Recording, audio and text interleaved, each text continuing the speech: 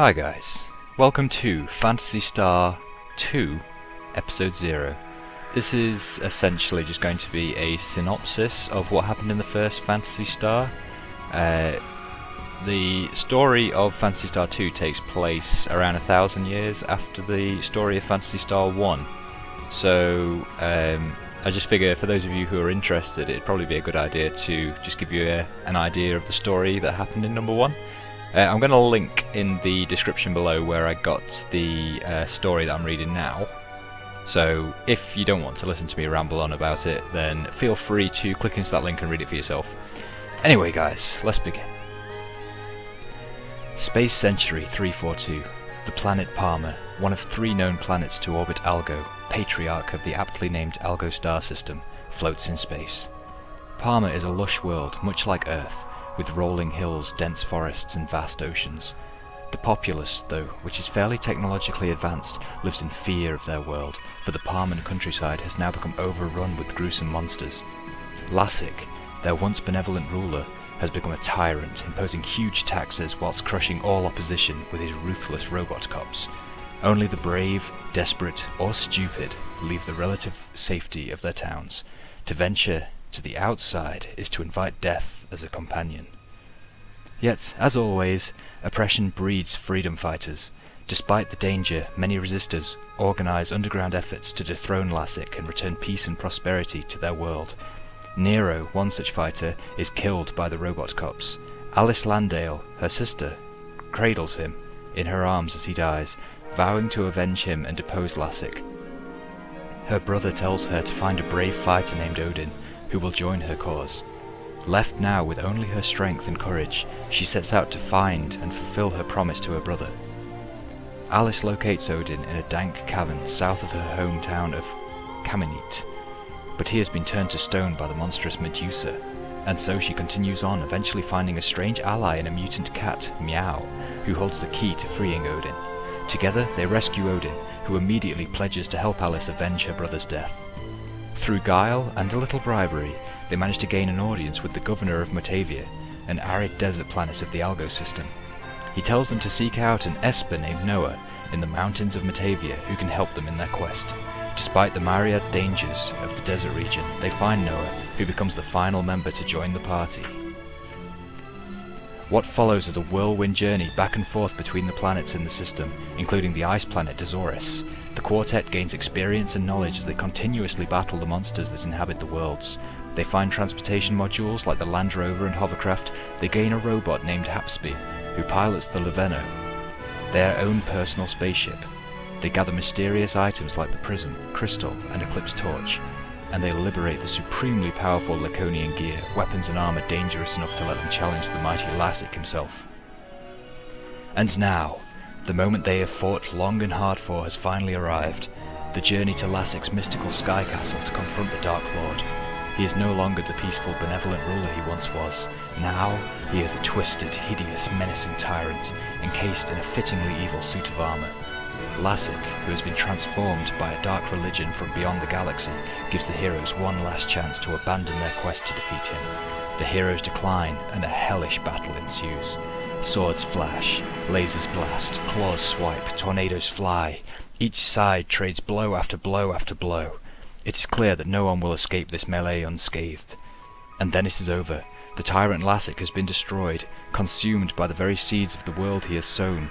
Alice, Odin, Meow and Noah stand over their vanquished foe. Feelings of calm and relief fall upon them, but suddenly an ethereal voice speaks out.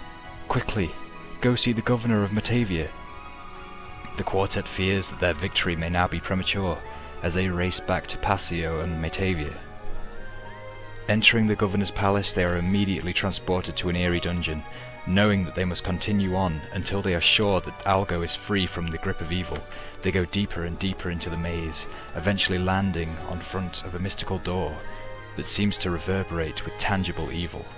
The group opens the door, unsure of what new nightmare they will face on the other side.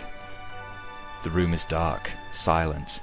Meow tenses his claws as his eyes try to focus in the darkness. Alice's sword seems to pulse with power, as if in anticipation. Odin, steadfast as ever, grips his axe tightly, ready to strike at any moment. Noah, the Esper, suddenly feels a burst of black magic. Before he can shout out a warning, the room is blazoned with a bright light which quickly assumes the form of a hideous monster, unlike any the group has encountered before. It is a hulking mass, humanoid in shape, with sharpened claws, bared fangs, and eyes black enough to absorb the sun. Alice and the others are momentarily overcome with an intense fear, as their hearts are filled with a desire to escape, to run away from this dread being. But inside Noah's sack, the crystal begins to glow a deep red. Their feelings of panic vanish as they prepare to destroy the unknown evil. The force of darkness grins. Odin is the first to react. As his Laconian axe crashes down upon the monster's shoulder, Meow is quick to follow as he delivers 2 shredding blows to the creature's midsection. It seems unfazed by the attacks, so Alice and Noah launch mystical torrents of fire and wind. The creature is taken aback, but it regains its poise and lashes out with a magical blast of dark power. The group is partially shielded by Noah, but they immediately know that this battle will be their most difficult ever. Holding nothing back, both sides wail upon the other, with heretofore unseen levels of power, viciousness, and strength. Would there have been any witnesses to this battle, they surely would have recorded it as being the most violent clash ever between man and beast. After what seemed to be hours of fighting, the heroes begin to show signs that they are on their final legs. Noah has drained nearly all his magical techniques. Meow is near death, desperately trying to evade the monster's attacks long enough to get another strike. Odin, the strongest of the group, is barely able to stand, yet he refuses to give in, and gathers all his strength and drive for one last blow with his axe. Meow raises his claws and lunges at the creature, but is easily knocked aside by a brutal blow from its fist. He lies motionless in the corner. Odin brings his axe down upon the monster's head, his final blow. It seems to have no effect. An intense wave of light leaves the hand of the dark force, and Odin is destroyed. Noah, the being responsible for choosing the champions of the Algo system, knows that he may have failed. Another blast of magic blankets the 2 remaining heroes, and Noah falls to his knees. He knows inside that his last blow has been fatal. He is dying. But as the life begins to pour out of him, he gathers all his remaining skill, all his remaining power, and all his remaining hope into one last spell. As it is cast, he falls, dead. Alice, now the last, suddenly feels a strange and overpowering force envelop her. She feels the souls of her 3 companions, senses their presences, as she is energized with their hope and their love.